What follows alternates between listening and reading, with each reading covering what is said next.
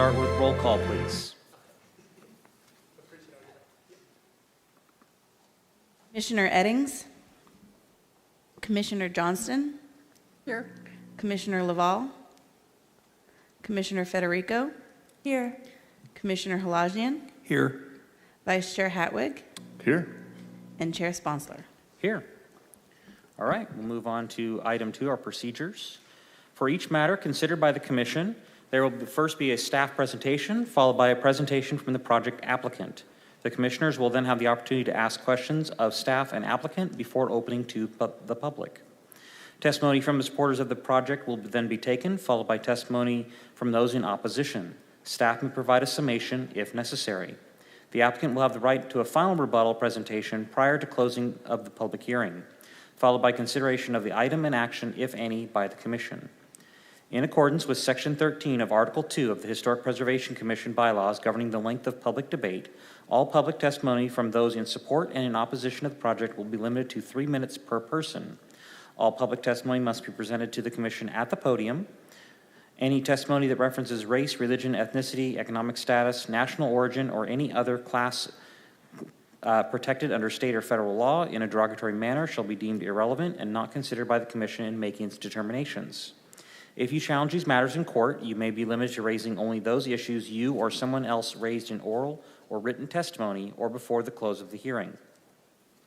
With that, we'll move on to item 3, the approval of the April 28th, 2025 Historic Preservation Commission minutes. Are there any changes to the minutes?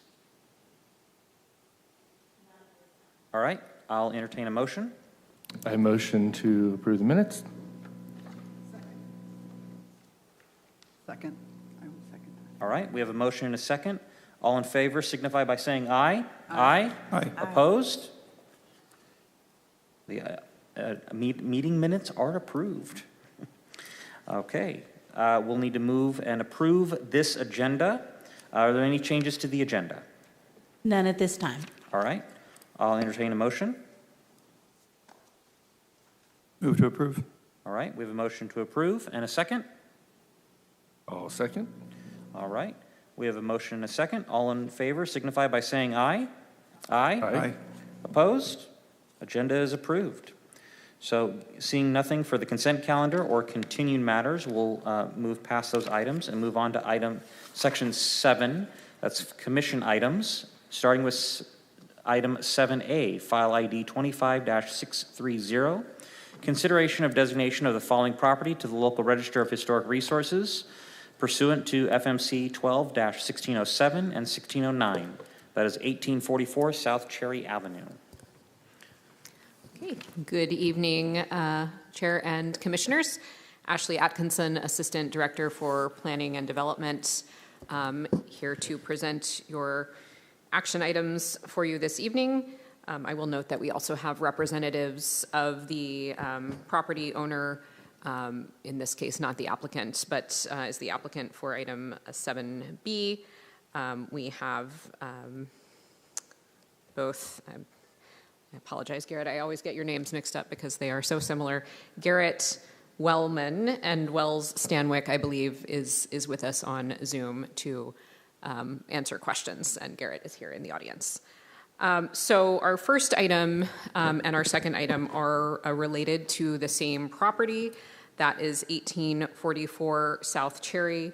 Our first item is consideration of designation of that property to the local register of historic resources and adoption of related findings pursuant to the Fresno Municipal Code. Our recommendation is that the Commission does recommend to City Council designation of this property to the local register.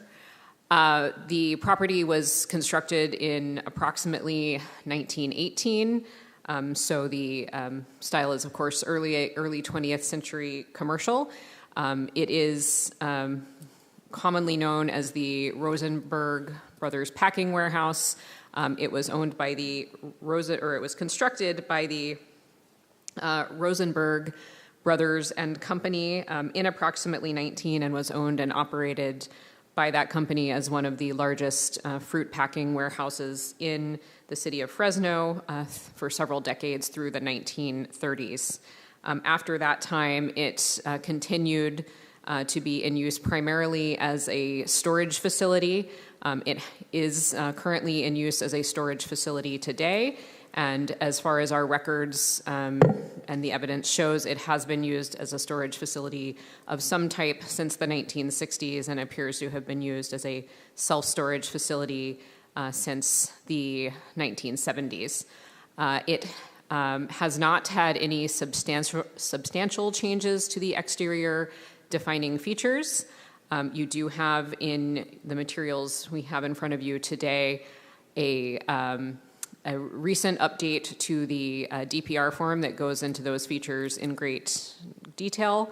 There has been coverings placed over the iron-framed windows that appear to have been in place since at least the 1970s. And there is some paint and some doors that are not original to the building, but otherwise the character-defining features of the exterior appear not to have been significantly altered. We are also proposing as part of the designation an additional building on the same property. So I'd like to point that out, a building that was constructed as a boiler room and machine shop that is smaller, but also in a similar condition, not significantly altered. And by the assessment of the professional who prepared the DPR form, an even more kind of pristine example of the commercial architecture of that time. As I think you all probably know, Fresno has a long history as a center of raisin production, and this building was considered to be one of the largest raisin packing facilities of its time in the 1920s. So it is certainly significant in terms of its contribution to the history of Fresno and the development of Fresno, in addition to the architectural significance that the building itself has. It was assessed in 1978, or it was a survey form was prepared for it in 1978 in the original City of Fresno Historic Survey constructed by William Patnout. I'm not sure if I'm saying his last name correctly. It was recommended to City Council for designation in 1980. At that time, it was given a number, but it was not actually designated. City Council declined to designate it based on the opposition of the property owner at that time. And as you know, as we've discussed, when we encounter these designations that were considered nearly 50 years ago, or in that time frame, we are bringing them back for reconsideration based on the current status of the building when significant changes or projects are proposed. So we do have a project proposed at this time, which we will discuss in the next item. Just to give a brief overview of that, what's proposed, it is to be continued use as self-storage, some changes made in order to make the building temperature controlled and to upgrade the facade, but the building is proposed in the same use, no expansions or reductions in the kind of building envelope, and mostly renovations to the facade, which we'll discuss in more detail in the next item. The current survey was completed in the first part of June, so it is very recent. It was performed by Karana Drayton, who I think you are all familiar with, but she did have an opportunity to visit the property with an escort from the property owner and to see again the boiler room and machine shop as well. She noted specifically that there was a survey also conducted in 2015 and the building has not had any substantial changes since that time as well, and retains it was recommended in 2015 again, for designation to the register and retains integrity to the period of significance to be eligible for both the Fresno register and the California register as well. So we now have a history of 3 points in time where this building has been surveyed and found to be eligible. The difference, I think, in the most recent evaluation is the addition of that boiler room and machine shop building. So I think, again, there's a lot of additional information in the staff report and in those forms, but I would conclude, again, with our recommendation that the commission recommend to the city council designation to the local register and to make the associated findings, and happy to answer any questions. Okay, any questions from staff, for staff? Hi, I have a question. Yeah, thank you for the very thorough explanation and documentation. Thanks. I am wondering now, we are considering designation under criteria 1 and 3 for the local register and the California register recommendation as well? We're not considering the California register recommendation at this time. It was just noted in the report that it is eligible for that as well. Okay, so the local register for the 2 buildings, for the Rosenberg Packing House and for the boiler room and machine shop. Correct. Okay. And there was some mention of a possible district consideration for the 5-acre property in the documentation that I read. But we're not going to take that up at this time. We're just going to address the two buildings. Correct. I think that the reference to the district was if we chose to nominate those 2 buildings as a district. There was also pointed out that it is part of a larger area featuring other warehouses of that type in the same general vicinity. But since those 2 buildings are on the same property, we're just recommending designation of both of those buildings and not as a district at this time. Right. Okay. All right, thank you. Thank You know, my recollection is the warehouse district that was previously, in 2015, I think the survey was based on some of that. That would be something that was on our district want list, the top 10, and will be someday moving forward after we get through the first few districts. So, yeah. All right, any other questions for staff? All right, I'll go ahead and have the applicant come up if they would like to provide a presentation or information regarding the project. Sure, and I would just note that we do have specifics on the proposed building permit that will come in the next item, so just note that they would limit their comments to the historic designation. I think for the sake of this, if it's okay, we can kind of treat both of these kind of together, if that's okay? Just as the discussion itself. I know we'll have to take separate votes, but just because I know that there might be some overlap. Chair, I would highly recommend that you keep them separately. Okay. Right? So the question on the floor is, should the commission recommend to the city council that this property be nominated or be placed on the local register? And Okay. that's the question at hand right now. Then we'll stick with that question. And depending on what you say here will affect the next item. Okay. And I will note that we do not have a record of statement of support or opposition from the applicant, so welcome to give their input. Director Clark did have a long conversation last week about what being designated means for a property in the city of Fresno. So I think they are aware, but I'll invite Garrett up unless Wells would like to be the one to speak to that. Do we have Wells online, Janice? I think Wells wanted to take over from here, and I'll provide technical support. Okay. I am online. Can you hear me? Yes, we can hear you. Hi, good evening, everyone. Wells Stanwyck with PSC Fresno here, the owner. So am I coming in very loud? You are, but that's actually okay, so go ahead.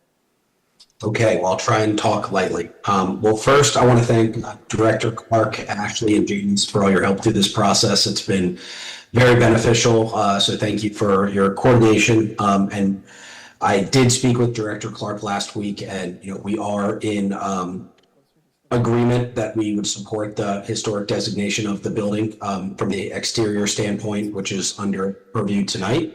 That being said, as Ashley had mentioned, the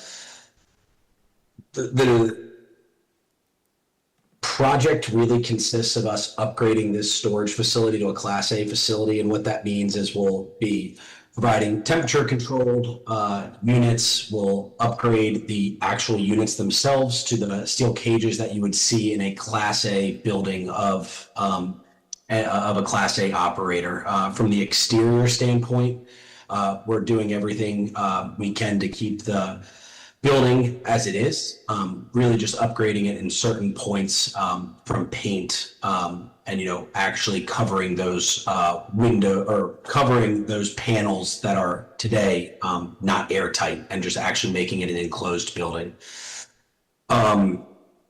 We received comments from the subcommittee of some items they'd like to see, which we've included into our new elevations, adding in the historic looking mullions on the facade features. Wells, can I interrupt for just a second? So that we will take up that conversation at the next item. Right now, the commission is simply looking at whether or not to recommend a new designation to the city council. And then on the second item, we'll actually talk about any kind of changes or modifications you were looking at the property or upgrades. So if we can just focus right now on the designation and whether or not the property owner is moderately in support, fully in support, or any kind of concerns you might have. No, we are in support. I know we talked about the tax incentives that could potentially come. So we want to go with the subcommittee here, as in we are in support for the designation of historic for the exterior component. Awesome, thank you. Thank you, Wells. Any questions from the commission? All right. So at that point, we will go ahead and take any testimony from the audience, unless Garrett, you want to speak as well? I think Wells covered most of it. I'll probably chime in more on the building, work when that section comes up. Understood. Questions from anybody else that need my input? Understood. Okay.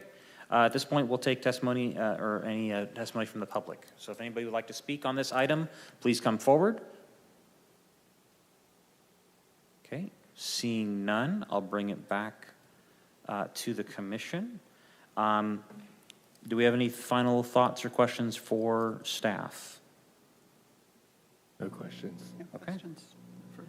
All right. Then at this point, I'll entertain a motion. I would move that we recommend to the city council that the Rosenberg property, including the packing house and the machine shop boiler room, be included in the local register with a consideration of criteria 1 and 3. Okay. I do have, before I accept a second, I do have one question for you, Ashley, and that is, will the two buildings be treated as two separate items, or will they be one historic property? You mean two separate designated? Two separate designated numbers, because I know this one, it was given a number, I think it was HP 100. Correct. Even though it never went into fashion.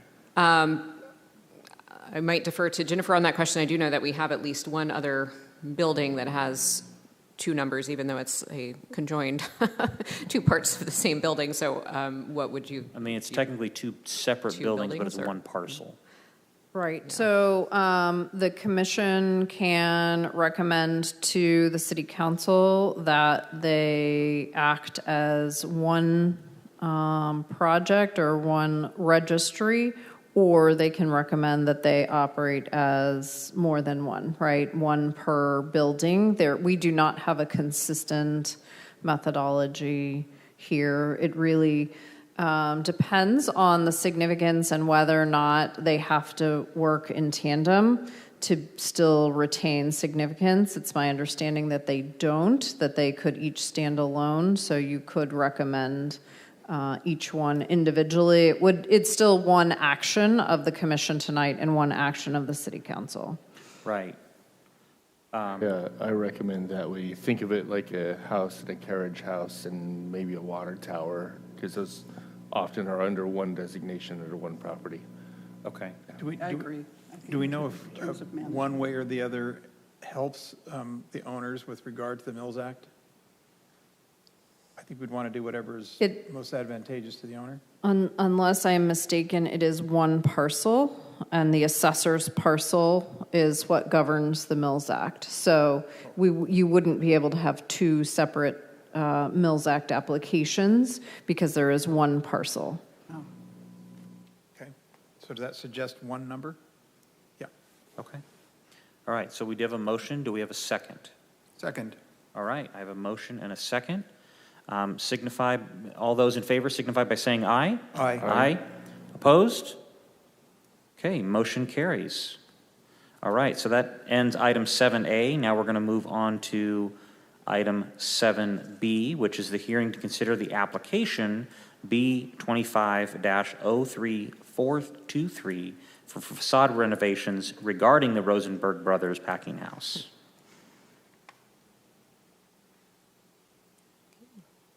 Just waiting for the presentation to come back up, but we are now on item 7B, which I believe we are all familiar with the background, unless there is anyone who has just joined, discussing 1844 South Cherry Avenue, the Rosenberg Brothers Packing Warehouse, which now the commission has recommended that we forward a recommendation to City Council for designation of that building and its boiler room and machine shop to the local historic register. We do have an application pending approval of this body for building permit number B25-03423 for a number of renovations to this warehouse, but in front of you we have consideration of the renovations to the facade. Those were submitted to us on March 21st, 2025 by Mr. Wellman on behalf of the owner, who is here with us today to present any detailed information about the application. Generally speaking, the application consists of interior upgrades for heating, ventilating, and air conditioning, access and circulation through the building, improvements to the storage units contained within the building, and then on the exterior, a small amount of new glazing on the front of the building, replacement of doors and window coverings, as well as metal canopies and paint throughout the building. Staff does recommend approval of this building permit application with any additional feedback that the commission would like to offer. As you know, this building was constructed in 1918. It is a 3-story building of more than 200,000 square feet, so it is quite large. At this time, the application, I would like to note, the building permit application only pertains to the warehouse building. There is no related site work, no changes proposed to the other buildings on the property. It is just limited to the warehouse itself. As you know, its original use was as a fruit packing facility, but it has been used as a storage facility since the 1960s and as self-storage since the 1970s, and is proposed to continue with the use of self-storage under the brand Cube Smart. And we do have some signage that was already approved under a previous building permit application. So if you visited the site, you'd probably noticed that the signage is new, and that had been approved separately sometime within the last year. Just generally speaking, to the construction of the building, it's reinforced concrete with a post and beam construction.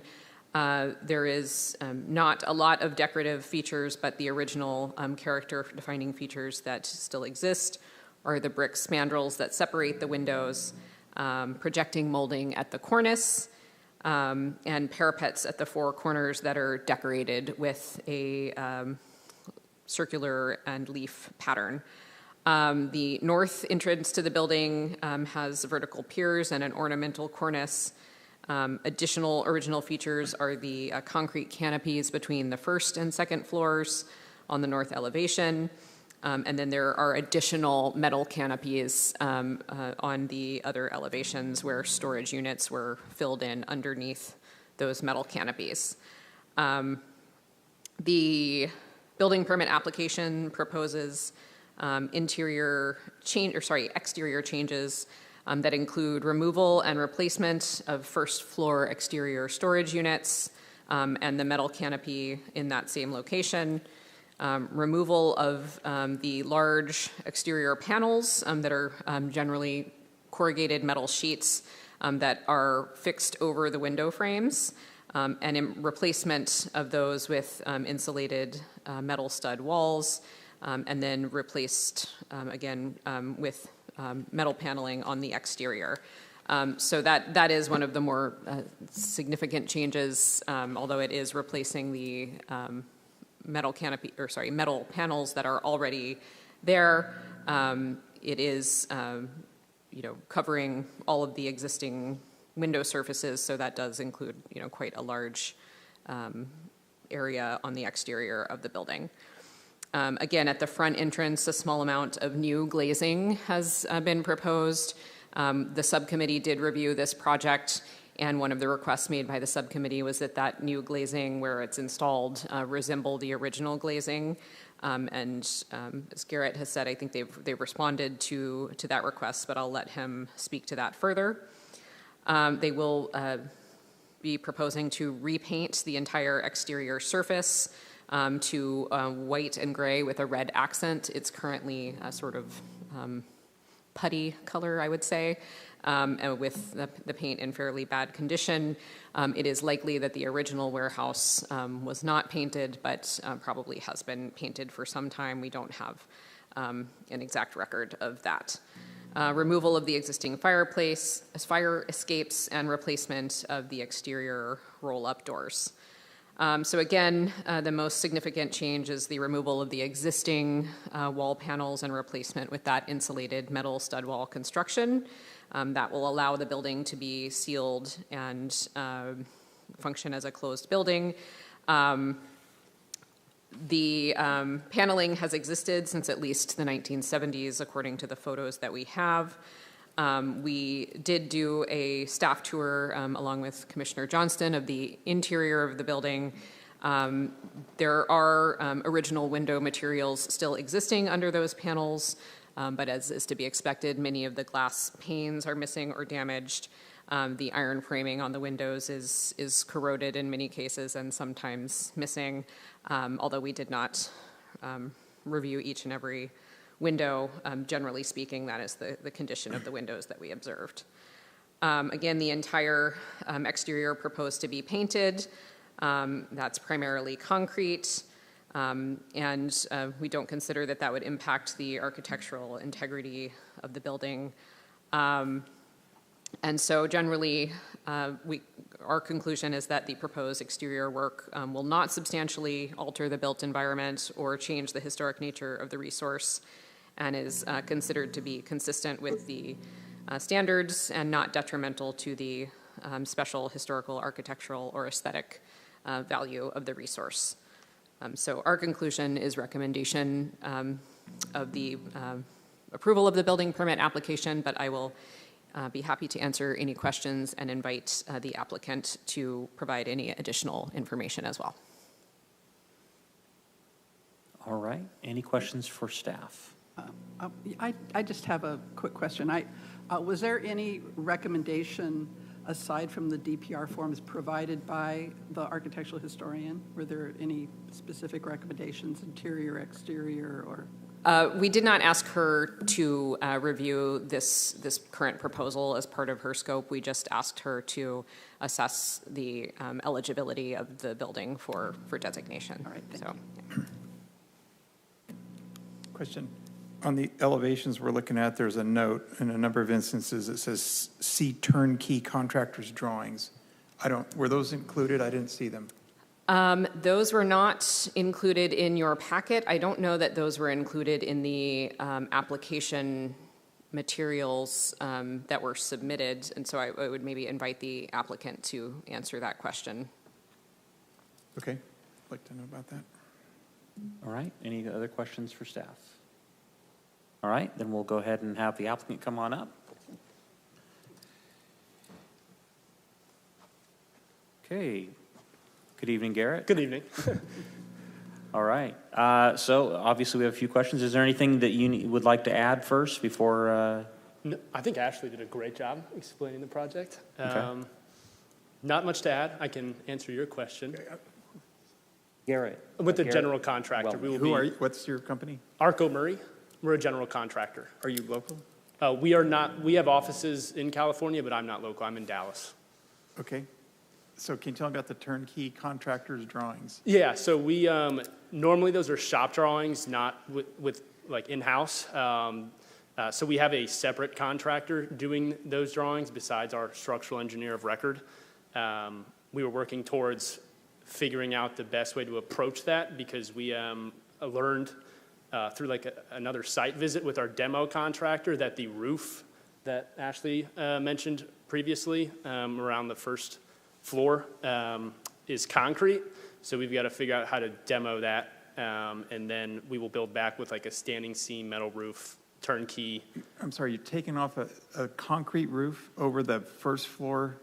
Yeah, that canopy Ashley mentioned. So the canopy is concrete, is that right? It is concrete, that's You're correct. going to take off a concrete canopy and put back a metal canopy? Yes, it's not monolithically poured, so it's not attached to the first, But the first elevated deck. It will look different though, right? Not, I don't think so, no. From an elevation, you wouldn't be able to tell. Can we see an elevation of what it will look like? Yeah, I mean, there's, in the shot, or the elevations. The whole area is hatched, there's a dash line around it. Correct. And I really don't know what it's going to look like. Yeah, we can provide. If you can, that would be elevations for great. Yes, sir. The other question I have is, Okay. you're taking off corrugated metal panels and you're putting back an insulated metal panel, is that right? No, they won't be insulated metal panels, but we'll have stud walls with insulation And in what's them. the actual finish? It will be metal panel, corrugated. metal Corrugated, so that will look the same. panel. Yes. Are you matching the profile? It'll be very similar, yes. Will you match the profile? Yes. I don't know the Make sure you exact match the existing. profile, I think that's critical. Okay. Okay. And then the other question I had was, there is a notation, I think, that you're replacing, there's some windows that are going back. They look like retail, strip mall, storefront, and that really doesn't look like a historic steel sash window. What can be done? Yeah, so when we first submitted this, we didn't have those recommendations. So that was the first submission. We have updated our elevations, and I can show them on my phone right now. We're matching the existing, like mullions and look of what it's currently shown at the building. With storefront? Not storefront, no. What are you going back with? I mean, it's new glazing to match the existing, but we still have storefront look and at the office. That's what I'm getting at is this, a storefront does not look like a steel sash window. Are you using storefront? That's my question. Yes, yeah, Class A is what we normally do, so it's. Okay, it but looks that's storefront. not in keeping with the historic character of the building. And so there are existing steel sash windows in the building? Yes, but they all have to be removed because there's asbestos in the mastic in those, Okay. so they will all be Can they demoed. be removed, treated, and installed in lieu of storefront in the locations where you're putting windows? From the current condition, I don't think that's possible. Why are they that far, all of them are that far gone? Not all of them, but the undertaking to, I guess, piecemeal together across the entire building would be difficult. I would have to look more into that. That's a tough one to answer. If you could look into that, I Yeah. would appreciate it. Yeah, okay. Thank you.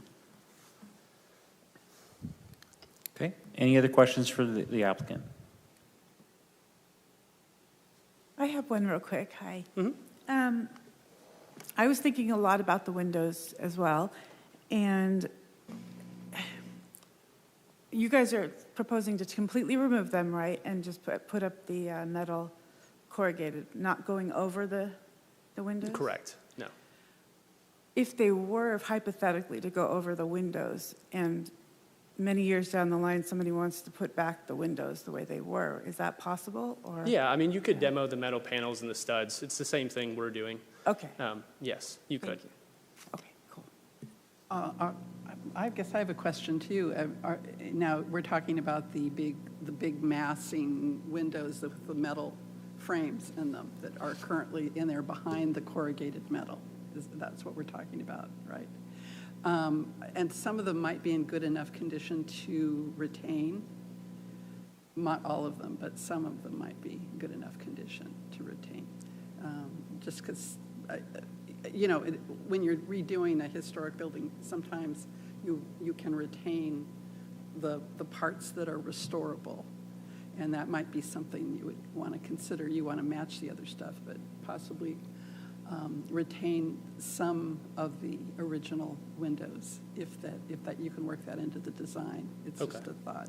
Yeah. We can try, yeah. I think from a demo standpoint, it's going to be very difficult just because of the asbestos around the window frames. It's going to be very difficult to control that demo and take them out as they are, if that makes sense. Yeah, okay. I know asbestos is an issue. Yeah. So how do you plan to demo it then with the asbestos on it? So we're just going to take the frames out, so we'll safe off the whole perimeter of every floor.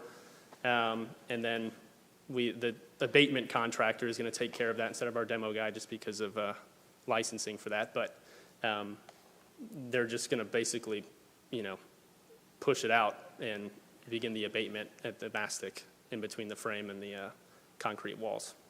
But the window can be taken out if you want to take it out. You don't have to push it out, right? And you're talking about the asbestos is at the mastic, correct? Correct. So it's not on the frame itself? It's the putty, it's the glazing putty, right? Correct. Okay. That's what I was trying to understand. It too. can be done. Yeah. And especially in the main elevation, the front elevation or something, I just think it's important to retain that because it is specifically mentioned in the evaluations that the design and materials, massing, ornamentation, pattern window openings, most of the materials are intact.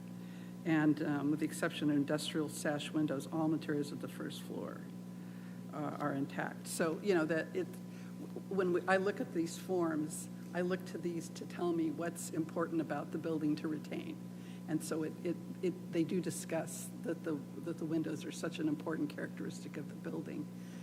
And so it just seems like it would be useful if there is some way it could be, worked into a main, one of the main elevations at least. Just a thought.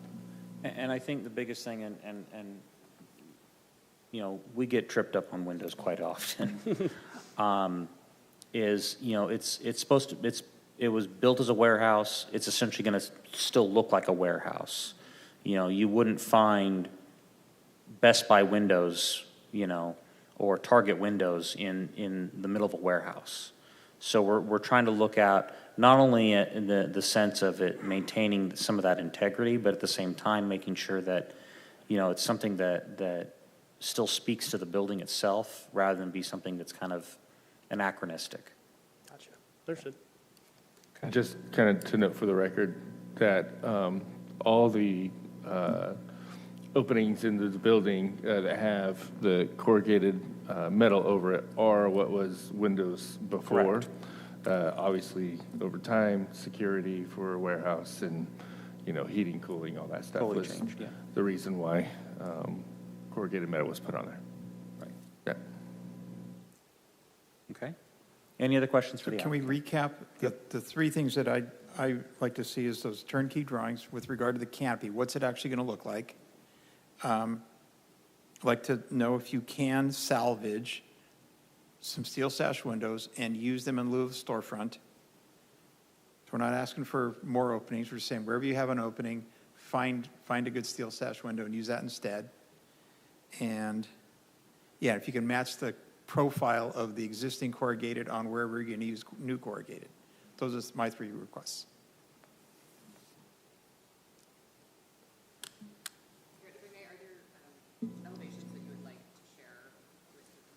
How would I share them? I can email it to you? Okay. Yeah. Let me email this to you.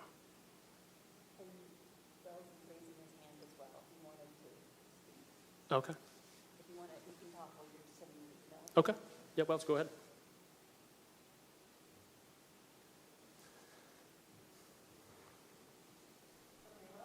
Yep. Sorry, that was me. Wells? Yes. Hi, thank you for letting me speak. I just wanted to clarify a couple things. So the 3 items that were brought up of the canopy, so we'll share the elevations that we can take a look at those together. The question on the windows, so you're asking for the salvage of the windows for the new proposed openings at the storefront? And maybe when we look at the elevations, it'll be a little easier to discuss? Is that what you're asking? That's the request. If you could salvage enough steel sash windows and use them in lieu of storefront. Right, for the new storefront, correct? Yeah, we're not saying add more openings. We're just saying wherever you have an opening, if you could replace the storefront that's shown on your elevations with an original steel sash window. Right, okay. All right, and then we'll look at the corrugated metal on the elevation as well when you get those elevations. My fear about salvaging the windows would be when we do the abatement would be if we destroy it, but I hear you that, can you get enough to do it? So I think we can make that work potentially.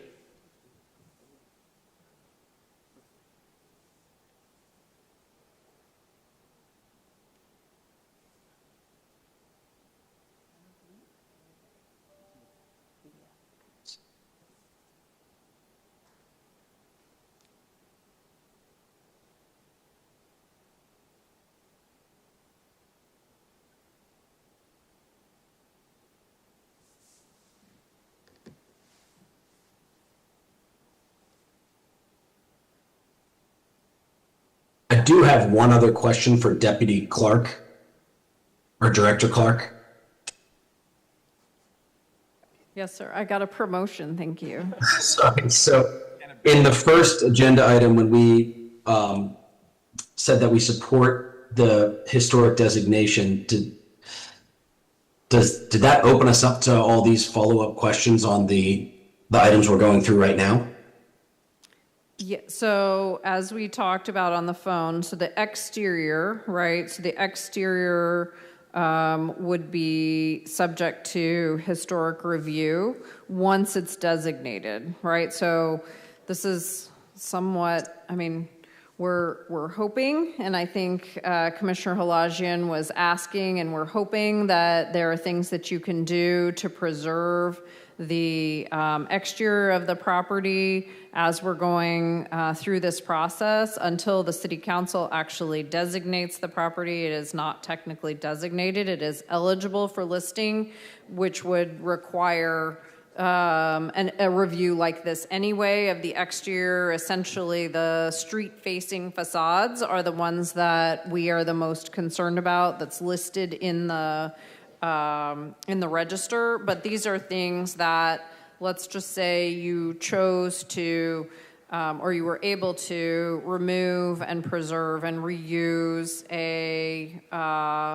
several windows, that can be part of your improvements that you're making on your Mills Act application that would be eligible for the reduction in property taxes.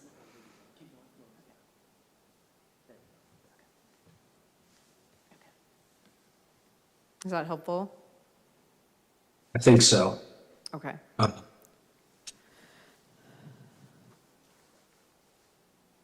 I have kind of a question for our commission here is, this had been something we've kind of reviewed a couple times with the Architectural Review Committee.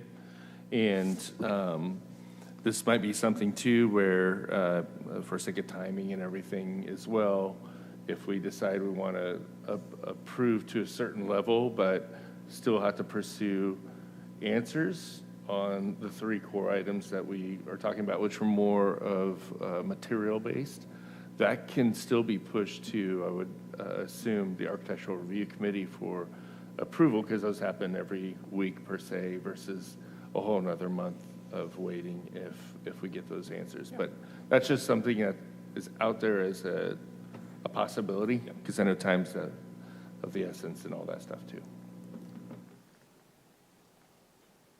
Yeah, is there a precedent for this kind of a partial approval? Like if they wanted to get started on the interior, which is not going to be affected?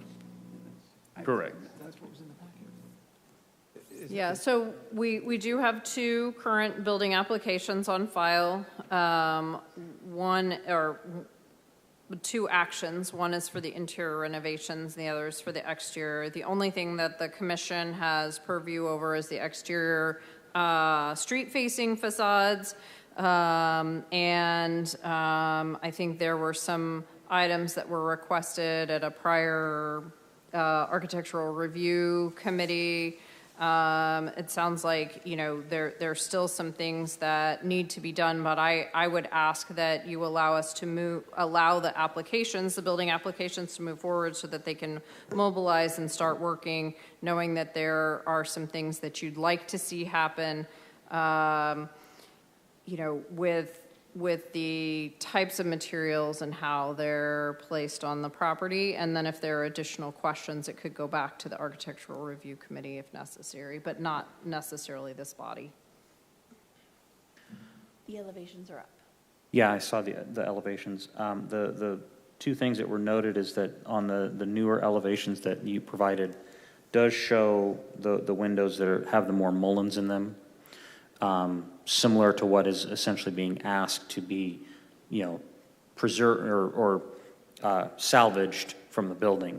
I just wanted to note that it looks like counting what was the openings of the building itself, you had about 116 of them that used to be window openings, and you're only proposing 13, and that's all we're really asking for is the 13 to be utilized. So hopefully, out of those 116 openings, 13 of them can be saved.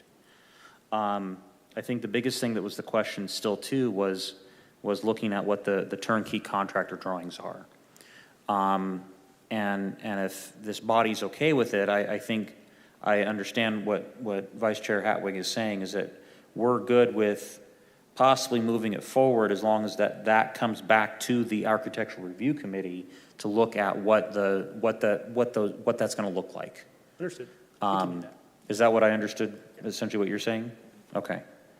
So this certainly looks better, but what is the actual window you're using?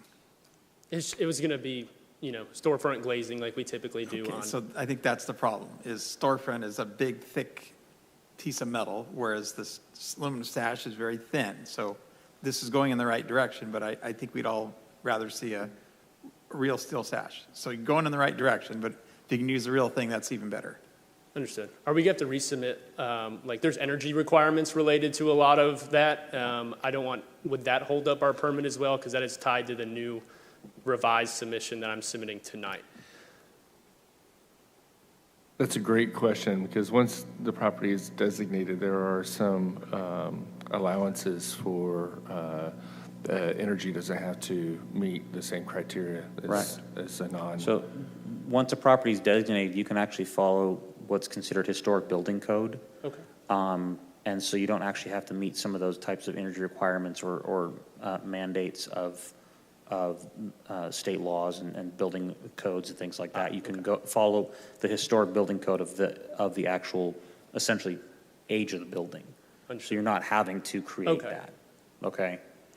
That is one of the advantages also of being designated. Yeah, I've seen other historic buildings where they'll do more of the, keep the window as is, but they'll add a second glazing to create an additional barrier for energy. Okay. Yeah. Okay. One for physical looks and the other one for Actual the rear energy. window. Yeah. Okay.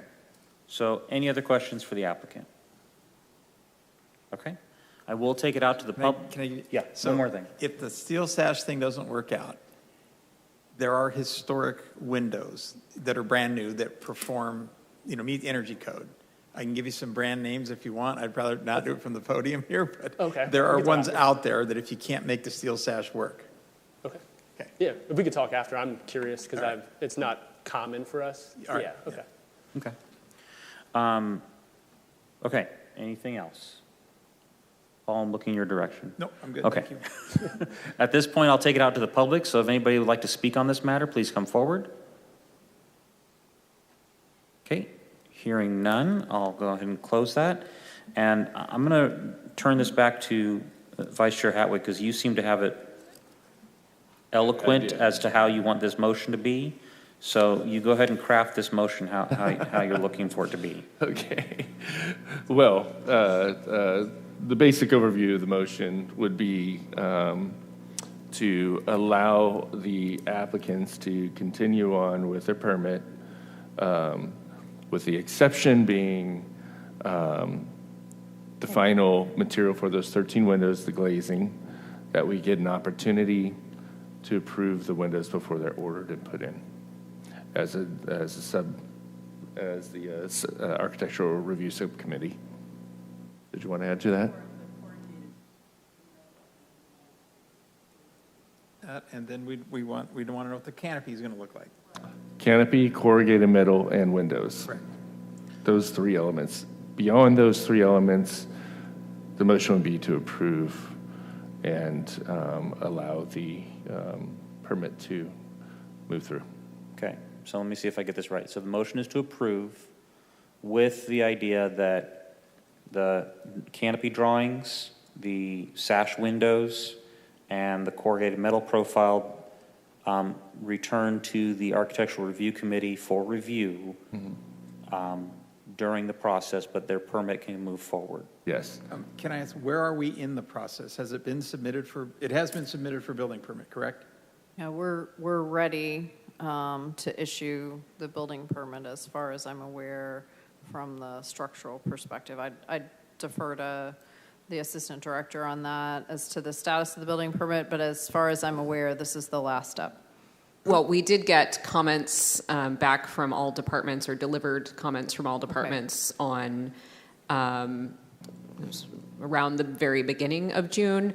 I don't know whether all of those have been addressed or not, but So we're ready Yeah. for back check, it sounds like.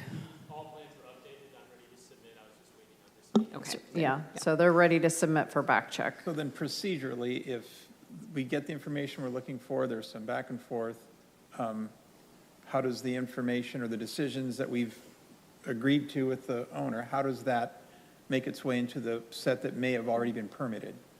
So what I'm hearing is all of the comments were received from the various disciplines. The applicant is ready to submit for back check tonight, and that takes about a week to review. So if the information is readily available, we can get it out to the subcommittee this week. Get your feedback on the specifics of those three issues that you just provided, and get that included in the actual permit set. So the set won't be permitted until this happens. Well, everything except for those three items. Right. So they can move forward with everything else that they're doing. Like, my question is, can they actually pull the permit until this is resolved? For all of the other items, yes. Okay? Yeah. How you do that, but okay. So, well, I mean, they have a number of interior things that they're planning to do. Obviously, if I don't know if the specific windows that were in this plan set were ordered yet. It's my understanding they were not. So there's still things that are are ready to be moved forward in terms of the specifics, and wouldn't necessarily, under a normal building permit, be required, right? So in this case, we're asking for more detail. Right, and one of those things that we wouldn't even know works is, that keeps kind of the item open, is safely getting 13 of those windows out and making sure that they can be utilized. So it does promote an open case on the glazing side of things. Okay. Yep, you're right. Okay. So we have a motion ironed out. Yes. Do we have a second? Second. Okay. We have a motion and a second. All right. All those in favor signify by saying aye. Aye. Aye. Opposed? Motion passes. All right. Thank you. I'm glad we were able to land this plane. All right. We are now moving on to item 7C. That's our monthly update on the the Jose Garcia Brewer Adobe Building, HP 227, located at 5901 West Shaw Avenue. Thank you, Chair and Commission. Again, Ashley Atkinson, Assistant Director for Planning and Development. Just here to provide a brief update on a recurring topic. It's not going anywhere. Okay, we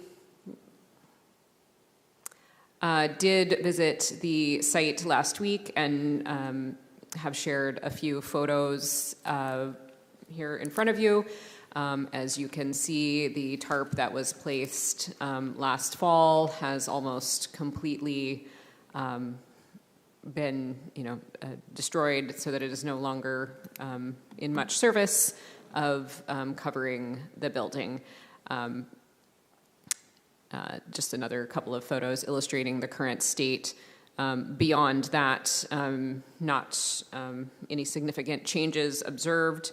As we shared last month or the month prior, we are still working with our city attorney's office on kind of building a kind of body of kind of evidence, as it were, that might support the city taking over this work, although we're not at that point yet. In the meantime, we are working on scheduling a conversation with the property owner who did present some plans earlier this year that are, insufficient to meet the request that the commission made of him originally when his project first came to you. So we do plan to have a conversation with him to discuss the plans that were submitted, which were not adequate to fulfill what was asked of him. So otherwise, not too much more to report, but happy to entertain any questions. Okay, questions from the commission?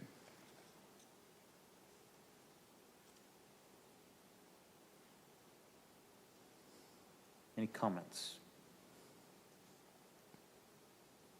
The one thing I'm going to say to that is I think this situation that we've had that we know has been going on for quite a while is an example of why we need to look at having a demo by neglect ordinance. Because the individual has shown minimal regard, if any, towards what has been asked. And I think we're at a time where I know that we're trying to go through what legal tools we have, but I think it's time that we have to look at, what new tools we might need for a future situation. Because as we've talked about in previous meetings, this building, maybe that one side here that we see, it may have one more season in it, but the rest of the building doesn't. And so the property owner is going to essentially get what they want, which was to not have a building. But I think that this needs to be that reminder that we say that no more. We need to figure out how we do this better than what we've done in the past.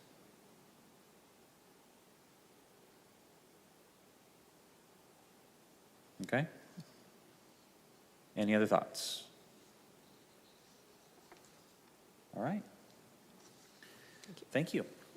Now we'll move on to item 7D, which is our updates on our HPC events that we had.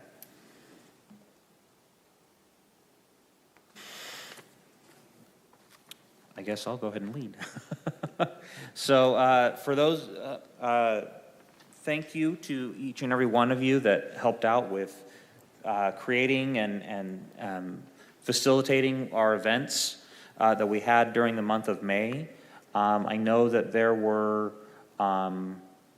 multiple locations, multiple different items that came forward. I know that one thing that I've been asked by from Janice here is that if we have photos of those events, please get them to her because we will need them for our CLG annual report. The events that I can tell you that I participated with, I did do the bike through history with the Soroyan theme, and we had a little bit of a smaller crowd than last year when we did just Tower District, but still a significant amount of people. We toured multiple sites throughout downtown and southeast Fresno that were related to Soroyan. Some of them were ones that were described in his books and in his writings. Others were like his school, his church, and the home that he lived in while during his formidable years as a teenager and growing up, where he really got inspiration from his stories. Everybody was very excited to learn those different pieces and see what we had to offer. The other one that I participated in, along with Vice Chair Hatwig, was our pub quiz. We did have, I believe, when we started, we had, was it 14 teams? Yeah, record attendance. Yeah. We had 14 teams signed up. By the time that the rounds ended, we still had 10. So some had left. But everybody had a very good time. The prizes went over very well. And that was a wonderful thought. I'm going to open it up to those that also helped lead other events to please kind of give a synopsis of your events and how they looked.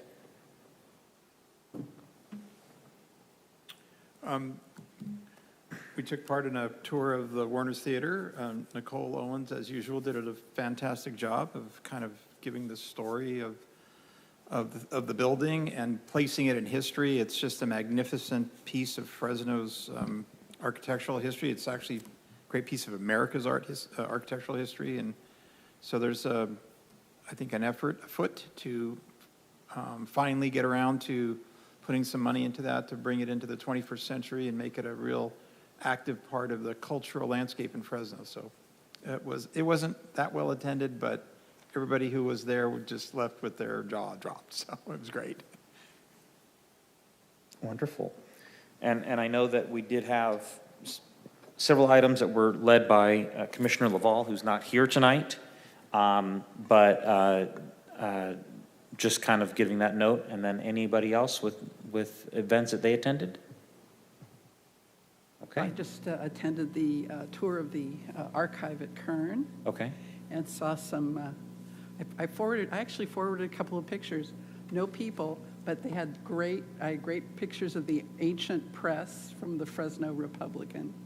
And they have some really fabulous, a digitized archive of the old catalogs and commercial magazines. What do they call? Oh, I can't remember the word for them exactly, but the old catalogs with all the old hairstyles and clothing styles from early days in Fresno. So there were a lot of really interesting things I didn't know about at the Kern archive on Kern, and that was a great tour. Very good. All right. Other than that, that's what we had. Anything from the staff regarding those?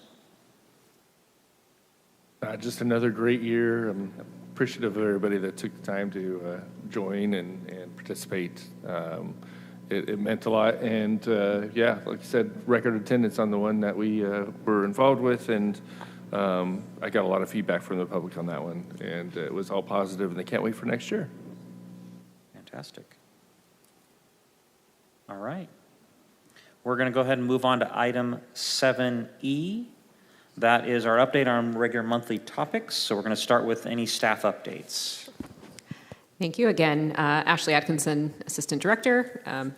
I will just note that I went to the archives on Kern, which is a very cool place to visit and see. I had no idea what was there, but it was all really exciting to have that stuff preserved in such an interesting building. And trivia was also very well attended and a lot of fun, although quite challenging for someone who is relatively new to Fresno.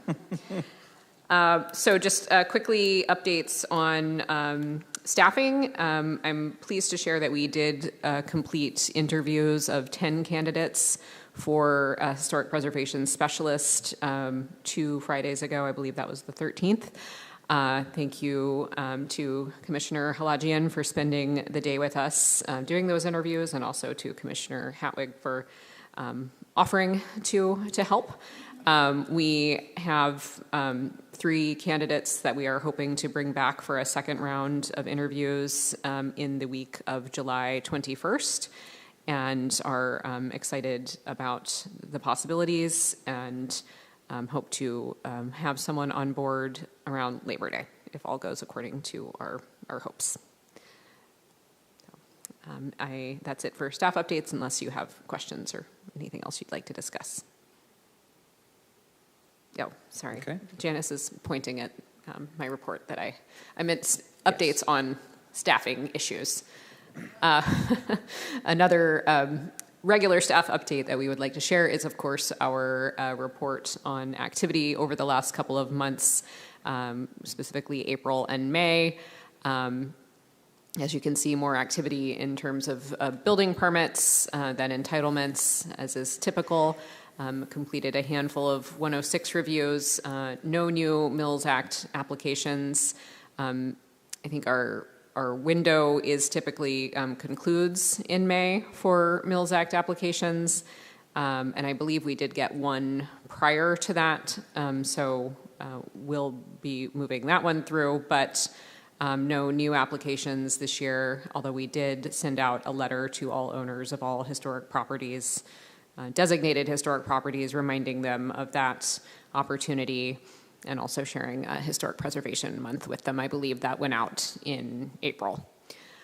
And a couple of, one mitigation program application received in April. I think we have a couple more that we'll be cycling through in our next report. And with that, I will take any questions. I can confirm that those letters went out. Yeah, you received one? I received 2. I received my property owner one and my occupant. Okay, great. So, okay. Any questions on staff updates? Okay. Proposed historic districts, where are we with regards to getting that item moved? The Chinatown Historic District is going to be a priority for our next fiscal year, which begins in a week, and hope to have that be something that our historic preservation specialist, when they're hired, is closely involved with. But it is has not moved forward otherwise at this time. I think we initially were talking about having it go out to a bid. Did that did not occur? Not yet, no. Okay. Is it because we're just waiting for the historic preservation specialists? We're not waiting exactly. There's just a lot going on, and at this moment, Janice and I are your historic preservation team with the support of some architects on staff in reviewing specific applications as they come in. So I'm just trying to stay on top of everything at this point. Okay. All right. Any other questions regarding that? All right, and then Architectural Review Subcommittee. I'm going to go to Commissioner Johnston because she's the one that has the prolific notes. And I missed a couple, so she's definitely got better notes than me. Well, then you're in detention now, Jason. Did you find it? Oh, darn it. I've got it. No, we did two.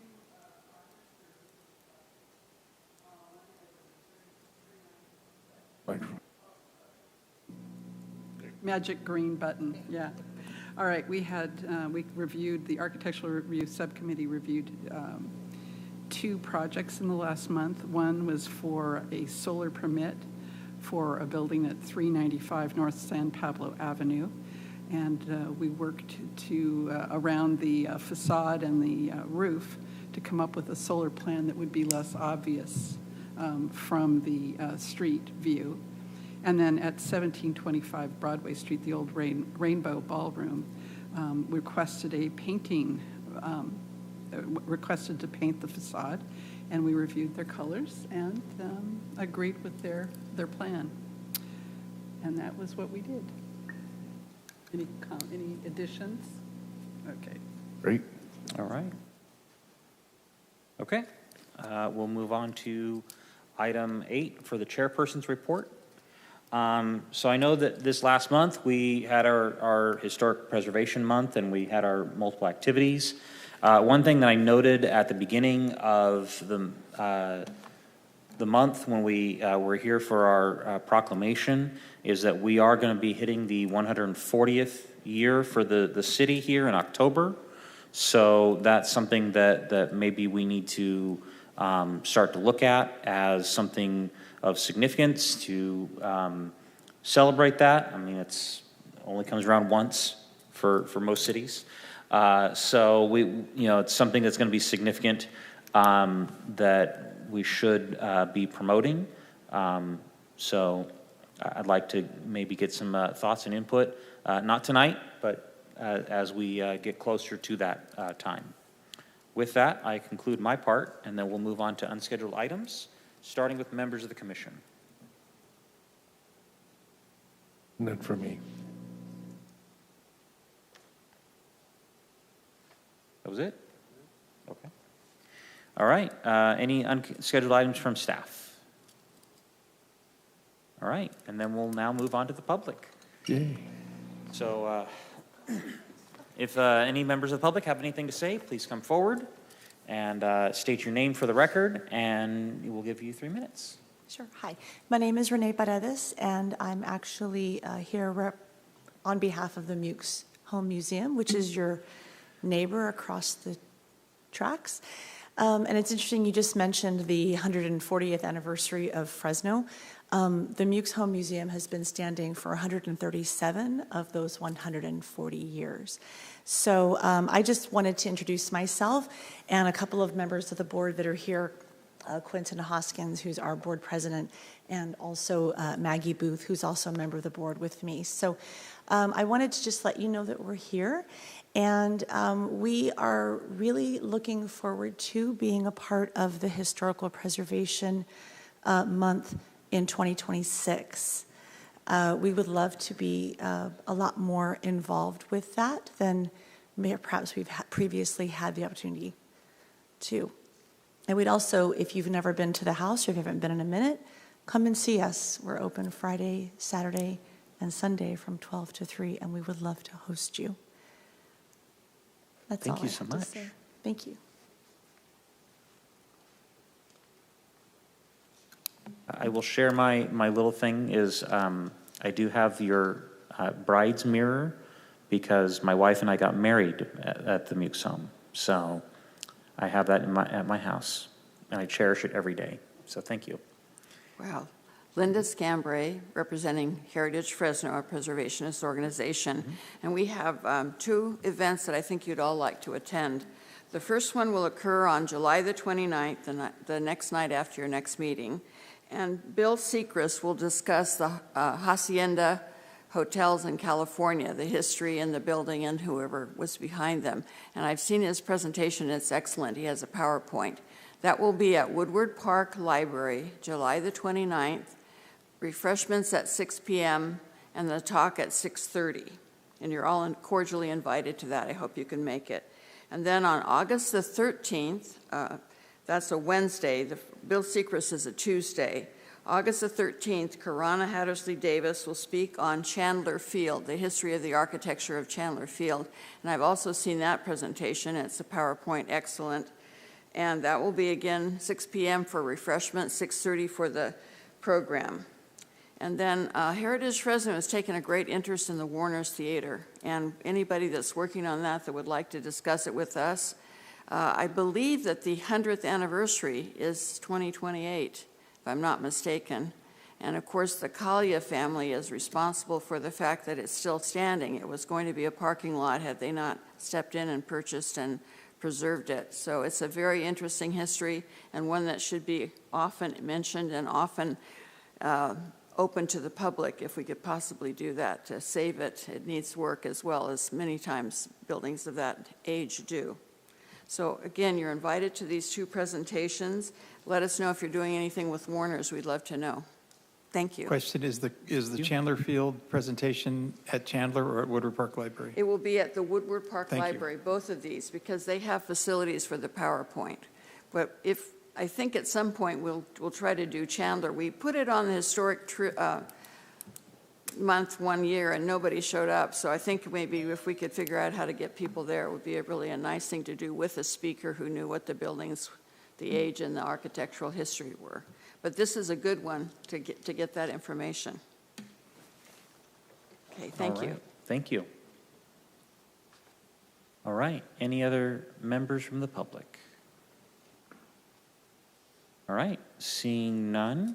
Our next meeting is going to be July 28th at 6 o'clock. It does look like it'll be in this room here. And with that, I'll entertain a motion for adjournment. Motion to approve. Adjournment. Motion to adjourn. All right. And a second? Second. All right. We stand adjourned at 7:17 p.m. Thank you. Thank you. 7:18.